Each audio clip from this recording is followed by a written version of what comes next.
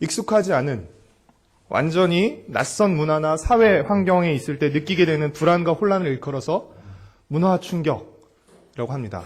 영어로 컬처 쇼크라고 하는데요. 최근 인터넷에 미국 유학생의 문화 충격이라는 짧은 동영상이 올라와서 인기를 끌고 있는데 잠깐 한번 같이 보도록 하겠습니다.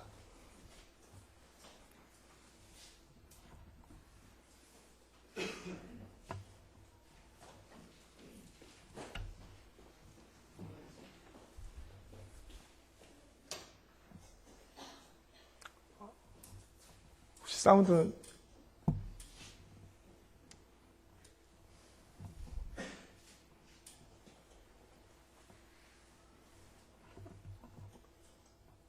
미국으로 유학 네. 무슨 지금 대학교 안에 동물이 들어와 있어. 이게 바로 미국이구나. 저 지금 보이십니까? 제가 지금 밤늦게 도서관에서 이렇게 공부를 하고 나오는데 동물이 있어요. 이상한 사슴같이 생긴 거. 저 가까이 가면 앞발로 차 있는 거 아닌가 모르겠네. 어머나, 안녕. 안녕. 대학교 안에 무슨 동물이 들어와. 무서워. 안녕. 뭐 먹고 있니, 어머나. 아유, 대학교 안에 무슨 학교 아닌데 그래도 동물이 이렇게. 동물원인 줄 알았네. 쟤 어디 가니, 쟤는. 잠시만요. 두 마리야, 두 마리. 어머나 세상에, 또 없나? 이 동물원인가, 여기가? 세 마리. 저기 또 있다. 하나, 둘, 셋. 어머나. 정말 문화 충격이다. 네, 그래서 이 동영상의 제목이 미국 유학생의 문화 충격인데요. 이 동영상 밑에 수백 개의 댓글이 달렸어요. 문화 충격이 맞네 아니네부터 시작해서 문화 충격이 아니라 사슴 충격이네 뭐 이런 것도 있고, 이 유학생이 내가 아는 누군 것 같다 뭐 이런 여러 재밌는 댓글들이 달렸습니다. 우리가 보기엔 조금 우스워 보일지 모르지만 분명한 건 이 동영상을 찍은 이 학생은 매우 놀랐고 본인의 입으로 문화 충격을 받은 것이 틀림없다는 것입니다. 왜냐하면 지금까지 사슴은 동물원에서나 보는 것이라고 생각을 해오고 자라왔습니다. 그런데 캠퍼스 안에서 이 사슴을 보니까 놀란 것이죠. 이처럼 사람들은 지금까지 자신이 접했던 것과는 전혀 다른 새로운 문화나 현상을 접할 때 불안과 놀람과 혼돈을 느끼게 됩니다. 그리고 그 충격이 크면 클수록 이 판단을 잘 하지 못합니다. 뭐가 올바르고 뭐가 올바르지 않은지를 잘 판단하기가 어려워지게 되면서 많은 스트레스를 받는다고 합니다. 보통 우리가 어떤 한 세대를 이렇게 이름 붙일 때, 베이비붐 세대, X세대, 386 세대라고 우리가 하는 것처럼 어떤 공통적으로 한 세대가 겪은 사건이나 특징을 사용해서 부릅니다. 그렇다면 이제 곧 가나안 땅에 들어가게 될 이스라엘 백성들은 우리가 어떤 세대라고 부를 수 있을까요? 그들을 잘 드러내주는, 그들 앞에 붙는 그 키워드는 어떤 키워드가 될까요? 그것은 바로 광야라는 단어입니다. 왜냐하면 이들은 광야에서 태어나고 자란 세대들이었기 때문입니다. 그래서 이들이 지금까지 겪은 문화는 어떤 문화였습니까? 광야의 문화였습니다. 그리고 하나님 의존의 문화였습니다. 왜 그렇죠? 광야는 하나님의 도움 없이는, 하나님의 공급하심 없이는 살 수 없는 곳이었기 때문에 그들은 철저히 하나님을 의존하며 그렇게 광야에서 생존하며 지내었던 것입니다. 척박한 광야에서 이리저리 떠돌며 살던 이스라엘 백성들에게 저 푸른 초원 위에 그림 같은 집을 짓고 사랑하는 가족들과 정착해서 산다는 것은 정말 꿈과 같은 일이었습니다. 그런데 그 꿈만 같았던 삶이 그들에게 현실로 다가오기 시작하고 있습니다. 이제 곧 그들은 요단강을 건너 가나안 땅에 들어가서 살게 될 것입니다. 40년 동안 이삿짐을 풀었다 쌌다를 반복하며 광야를 떠돌던 이스라엘 백성들이 이제는 더 이상 이삿짐을 쌀 필요 없이 적과 꿀이 흐르는 비옥한 땅인 가나안에 정착하고 살게 될 것입니다. 가나안에서의 삶은 이 광야 세대인 이스라엘 백성들에게는 엄청난 축복의 기회임에 틀림이 없습니다. 그러나 동시에 엄청난 위험의 기회이기도 합니다. 왜 그렇습니까? 가나안은 비어있는 땅이 아니기 때문에 그렇습니다. 가나안은 어떤 땅이죠? 이미 가나안 사람들이 살고 있는 땅입니다. 가나안 사람들이 살고 있다는 것은 무엇을 말하죠? 그 땅이 가나안의 문화로 가득해 있다는 것을 의미하는 것입니다. 따라서 이스라엘 백성들이 가나안 땅에 들어가는 순간 그들은 가나안 문화에 접하지 않을 수 없게 되는 것입니다. 광야 속에서 자라고 살아왔던 이들이 이제 가나안의 문화라는 새로운 문화에 접하면서 그들은 엄청난 충격과 혼돈을 겪을 수밖에 없게 된다는 것입니다. 그들이 지금까지 살아왔던 그 광야의 문화가 결핍의 문화이고 하나님 의존의 문화였다면 가나안의 문화는 풍요의 문화였고 우상숭배의 문화였습니다. 광야는 하루하루 하나님께서 양식을 공급해 주시지 않는다면 생존이 가능하지 않았기에 하늘을 바라보며 살던 곳이었습니다. 하지만 가나안은 하늘을 바라보지 않아도 생존할 수 있는 인간이 예측하고 계획하는 농경 생활을 통해서 농사를 통해서 식량을 스스로 준비할 수 있는 곳이었습니다. 다르게 말하면 이제 그들은 절대적으로 하나님만 바라보지 않아도 되는 상황 속에서 살게 된 것이에요. 지금까지는 자이든 타이든 절대적으로 하나님만 바라보는 그 상황 속에서 살아왔습니다. 광야라는 상황 속에서. 하지만 이제는 가나안이라는 전혀 다른 상황 속에서 이제는 절대적으로 하나님을 바라보지 않아도 될 수 있는 그런 상황 속에서 살게 된 것입니다. 가나안은 하늘만 바라보는 광야와는 달리 자연을 바라봄으로써 풍요가 보장되는 곳이었습니다. 그러나 그 풍요로움은 그들에게 다른 신들을 섬길 수 있는 위험을 초래하기도 했던 것입니다.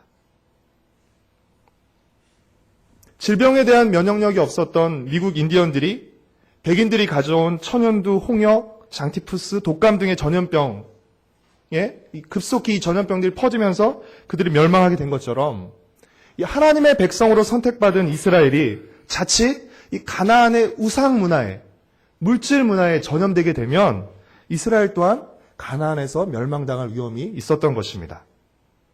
그래서 하나님은 모세의 신명기 설교를 통해 이스라엘 백성들이 가나안 땅에 들어가기 전에 전혀 다른 상황인 가나안 땅에 들어가기 전에 이제 그들이 가나안 땅에 들어가서 어떻게 살아야 할지를 미리 알려주시는 것입니다. 들어가기 전에 미리 알려주시는 것이죠. 신명기 5장부터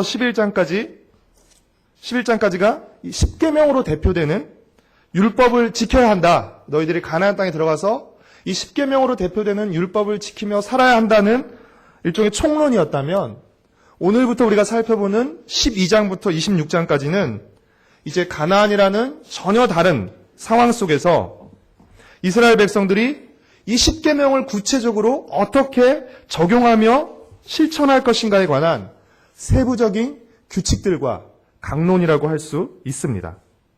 그래서 학자들은 신명기 12장부터 26장까지를 신명기 법전이라고도 부릅니다.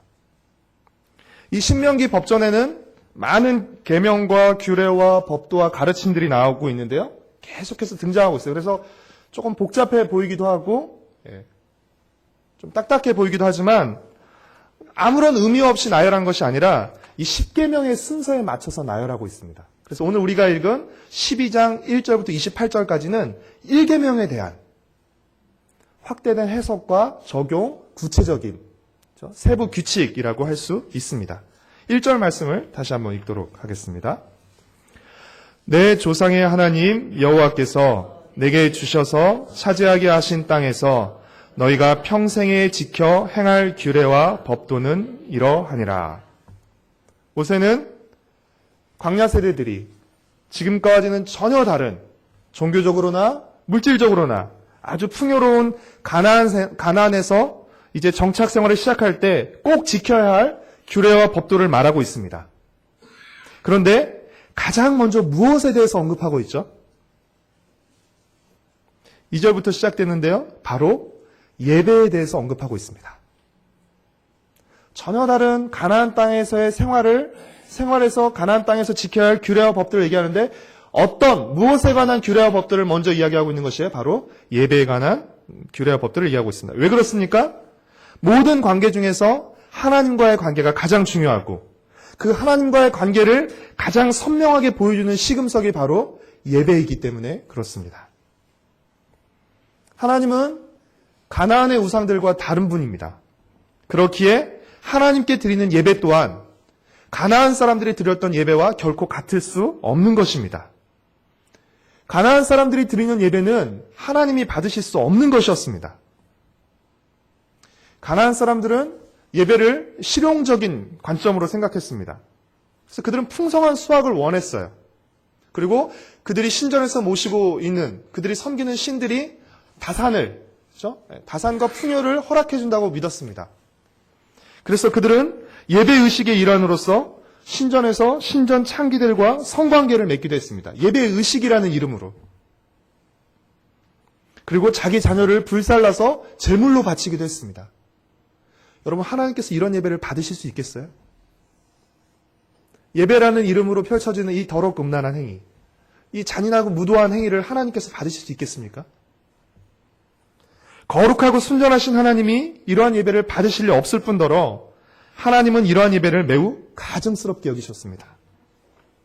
따라서 이스라엘 백성들은 가나안 사람들처럼 예배를 드려서는 안 되는 것이었어요. 이제 가나안 땅에 들어가서 그들은 하나님을 예배하며 살아가야 되는데 절대 가나안 사람들이 드리는 것처럼 가나안 사람들이 드리는 방식으로 하나님을 예배해서는 안 됐습니다. 2절부터 4절까지의 말씀을 같이 읽겠습니다. 너희가 쫓아낼 민족들이 그들의 신들을 섬기는 곳은 높은 산이든지 작은 산이든지 푸른 나무 아래든지를 막론하고 그 모든 곳을 너희가 마땅히 파멸하며 그 제단을 헐며 주상을 깨트리며 아세라상을 불사르고 또 그 조각한 신상들을 찍어 그 이름을 그곳에서 멸하라. 너희의 하나님 여호와께서는 너희가 그처럼 행하지 말고. 가나안 사람들이 예배드리던 곳에서 예배드리지 말라는 것입니다. 그 모든 신전들을 다 부셔라. 그리고 그 신전에 있던 신상들, 제단들 다 부셔라. 그리고 그들처럼 예배하지 말라는 것입니다. 하나님은 이스라엘 백성들에게 가나안의 예배 방식과 철저히 단절하고 하나님께서 택하신 곳에서 하나님께서 말씀하시는 방식으로 예배드리라고 명령하십니다. 5절부터 7절까지 말씀을 같이 읽겠습니다. 오직 너희의 하나님 여호와께서 자기의 이름을 두시려고 너희 모든 지파 중에서 택하신 곳인 그 계실 곳으로 찾아 나와서 너희의 번제와 너희의 제물과 너희의 11조와 너희 손의 거제와 너희의 서원제와 낙헌 예물과 너희 소와 양의 처음 난 것들을 너희는 그리로 가져다가 드리고 거기 곧 너희의 하나님 여호와 앞에서 먹고 너희의 하나님 여호와께서 너희의 손으로 수고한 일에 복 주심으로 말미암아 너희와 너희의 가족이 즐거워할지니라. 하나님께서 선택하신, 하나님께서 말씀하신 그 한 곳에서 하나님이 말씀하시는 방식으로 하나님을 예배하라는 것입니다. 크게 세 가지 면에서 이스라엘의 예배는 가나안의 예배와 달라야 했습니다. 첫 번째로 이스라엘의 예배는 하나님의 말씀에 근거해야 합니다. 이스라엘은 아무 곳에서나 예배하면 안 됩니다. 또 아무렇게나 예배해서도 안 됩니다. 오직 하나님께서 선택하신 곳에서 하나님이 명령하시는 대로 예배해야 합니다. 13절과 14절 말씀을 같이 읽겠습니다. 너는 삼가서 내게 보이는 아무 곳에서나 번제를 드리지 말고 오직 너희의 한 지파 중에 여호와께서 택하실 그곳에서 번제를 드리고 또 내가 내게 명령하는 모든 것을 거기서 행할지니라. 아멘. 이는 오늘 우리도 마찬가지입니다. 하나님께 드리는 예배는 하나님의 말씀에 근거해야 합니다. 하나님의 말씀을 벗어나서는 결코 올바로 하나님을 예배할 수 없습니다.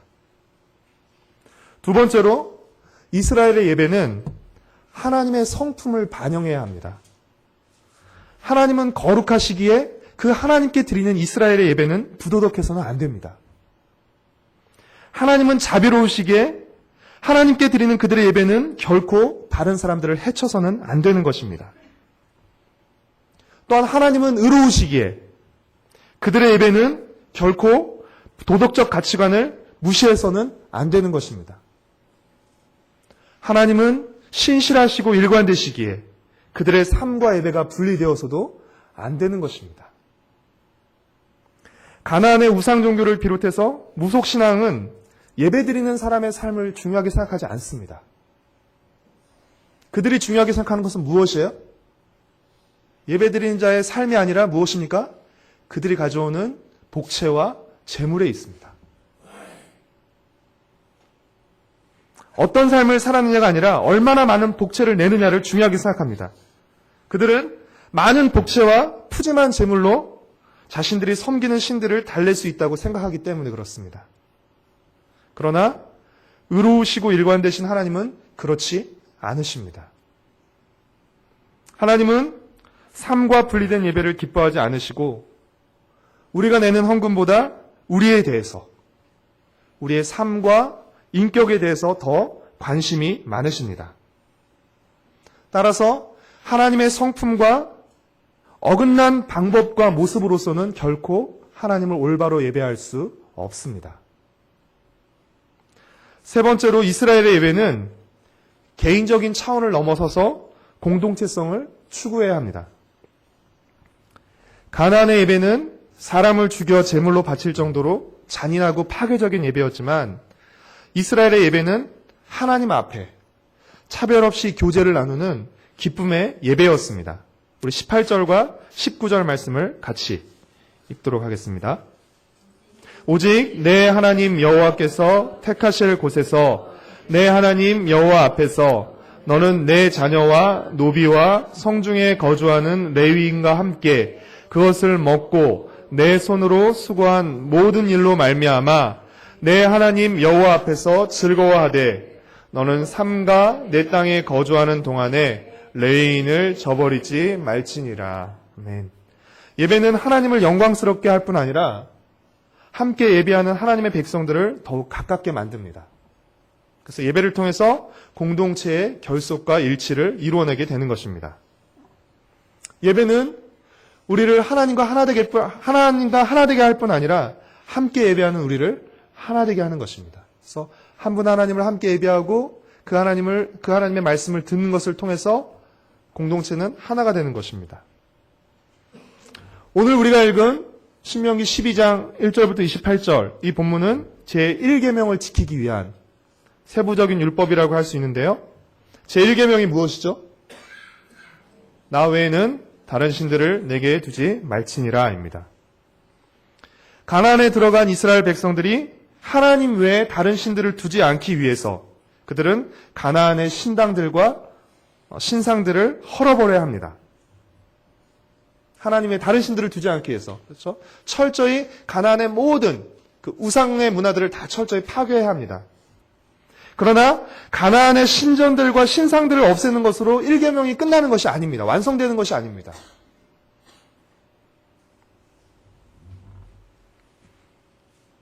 하나님이 선택하신 곳으로 찾아 나아가서 하나님만 예배함으로써 1계명이 완성되는 것입니다.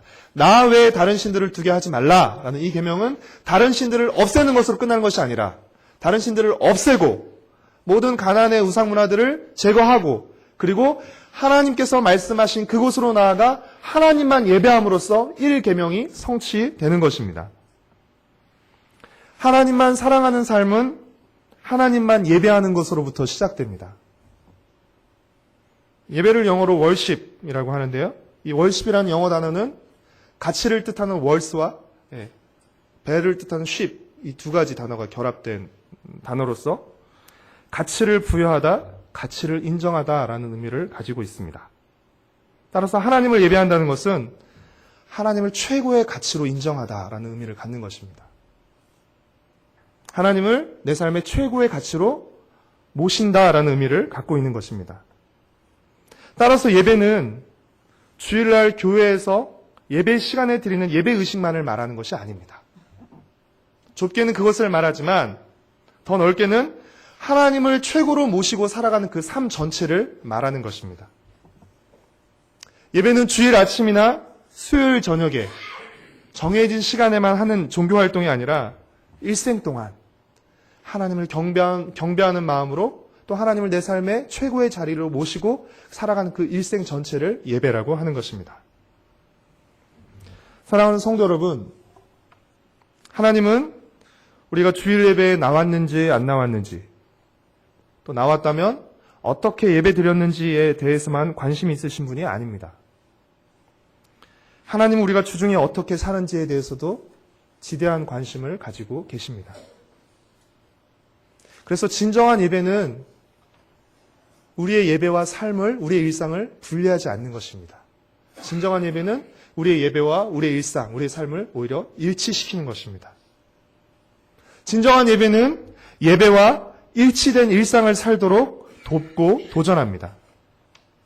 12장에서도 보면 모세가 하나님께 드리는 희생제물 이야기를 하다가 자연스럽게 식용으로 먹는 고기 이야기로 이렇게 넘어가고 있습니다.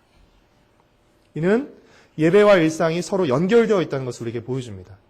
신명기 법전 내내 이 관점들이 지속되고 있습니다. 오늘 설교를 마무리하면서 여러분의 마음에 두 단어를 깊이 새기시기를 바랍니다. 한 단어는 예배이고요. 한 단어는 일치입니다. 우리의 예배는 하나님의 말씀과 성품에 일치해야 합니다. 또한 우리의 삶도 우리가 드리는 예배와 일치해야 합니다. 그럴 때 우리는 하나님과 일치된 예배의 삶을 살게 될 것이고 우리 가정과 교회 공동체도 예배를 통해 일치의 기쁨을 누리게 될 것입니다. 우리 앞에 어떤 다른 신도 두지 않고 오직 하나님만 모시고 또 하나님 앞에서 기쁘게 예배하며 살아가는 우리 성도님들 되시기를 축복합니다. 하나님이 기뻐 받으시는 예배와 하나님을 기쁘시게 하는 삶을 통해 우리 자신과 우리 가정 그리고 우리 세도로 공동체가 하나님 앞에 즐거워하며 하나 되기를 간절히 소망하고 축복합니다. 나는 예배자입니다. 우리 같이 찬양했으면 좋겠습니다.